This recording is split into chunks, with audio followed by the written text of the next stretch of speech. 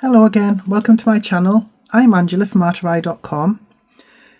I saw a video a while back, a Gina video. I'll link to it in the description. It was one of her 5-minute videos. So what she did, she called it a faux embossing technique, just using a stamp. And if you can see that, I just think it looks amazing. It won't look as good as hers. I don't have the inks that she did, but I have sort of improvised, but I think it looks okay. I did quite a bit of experimenting with this. I'm not sure what I did there. I think I tried to use 2 dye inks. So what I found worked the best was a dye ink on the bottom and a pigment ink on the top. So there were 2 dye inks, which doesn't look bad. I mean, it looks okay. It's definitely usable. But that one just looks... it just looks really good. It looks embossed, doesn't it? It gives like a really good 3D stamping effect. I also tried it on white cardstock. Oh dear, prepare yourself. So this makes my eyes go funny. So this, I used a dark grey and a black. Now I think this would have been better if, you'll see the technique in a minute, when you move the card to stamp it a second time, I moved it too far and it's just... doesn't look good at all. That turned out a little better because I did use 2 different colours and stamped that, and it seemed to stamp okay. But by far the best result was using, I don't have any, well, I do have some kraft cardstock, but it has vanished. So I got some cardstock that's a similar colour. So I just tried to duplicate it exactly as she did, as far as I possibly could.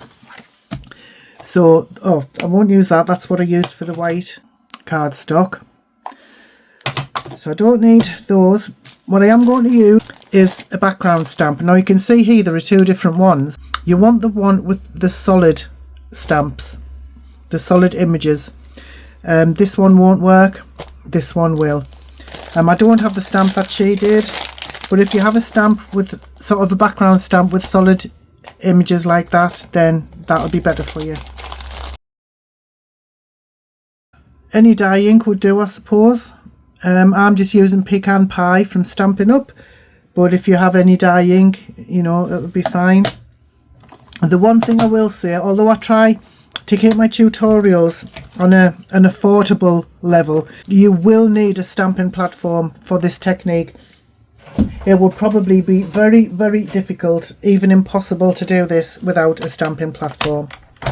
Right, so I'm just going to use the leftover cardstock from the other one. So I'm just going to put this down.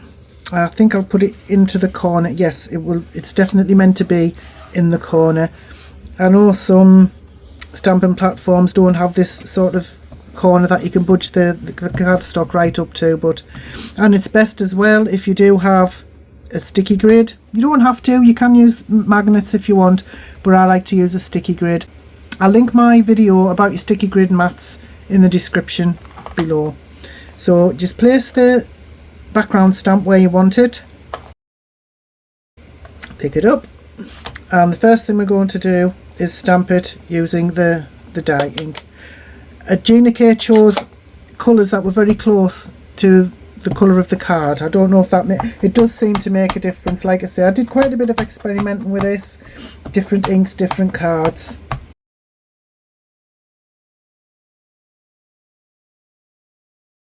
One more, I think. Now I'm going to let that dry. Another reason why the Distress Oxides didn't work so well is because they take longer to dry. And you can't put your heat tool on this because it will start warping the paper and bending it, and you won't get the proper effect. I'm just going to give this a clean. Leave your stamp exactly where it is. Don't move it at all. Right, now comes the tricky part. I'll try and zoom in when I'm editing my video so you can see what I'm doing, because I've just got my camera up there. There's no way to zoom it in.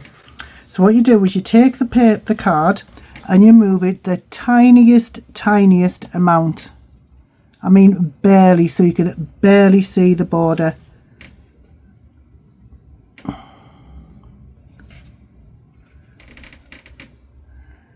Tiny bit.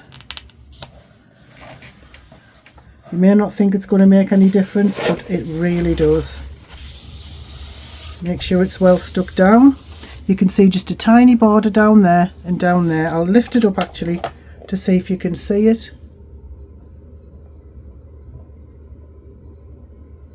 Absolutely minute little border. I would say it's even less than 0.5 millimeter. Right, I'm going to take my white pigment ink because, like I said, I don't have the inks that Gina K used for hers, but she did use a one that was slightly lighter than the colour that she'd put on at first. But I think sometimes we don't always have the supplies that we need, do we, when we're following tutorials? So it's good to improvise. This is Hero Arts Hero Hues white pigment ink, and it's the best white pigment ink out there, in my opinion anyway. So what I'm going to do is just give that a good cover. You might have to do this 2 or 3 times.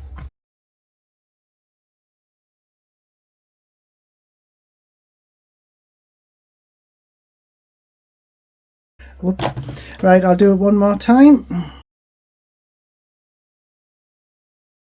Right, and there we go. So it may look different to the other one I've done, but this is going to take a while for the pigment ink to dry, and when the pigment ink dries, the colour ends up not quite as vibrant, and that's what you end up with. It would have been better if I had a different colour pigment ink, I think, but I don't think that's turned out like too shabbily at all. You can still use that. So I can see the pigment ink drying a little bit, but you can see where it looks as though it's embossed. It has like a 3D effect where all the leaves are, and I just think it looks lovely. I'll give you a close-up of that one. This is the fully dried one. It just looks, yeah, it looks really nice. I like it. So I suppose you could experiment with your own inks. If you have inks that are close in colour, like a pigment ink that's close in colour to your dye ink, I guess you could use that. So yeah, I don't know if that would be helpful, but please do check out the video. You'll be able to see the effect that she gets. It's 10 times better than this, you know. It's really, really good. But I just had to try it for myself and just see if I could do it using the supplies that I had, and yeah, I don't think it's turned out too shabbily at all. So thank you so much for watching. I hope this has helped. I hope you give it a try. Check out that video, like I said, and see how it should really look, like the proper effect that you get. So thank you so much for watching. I really, really appreciate it. I hope you have a wonderful day. Bye bye now.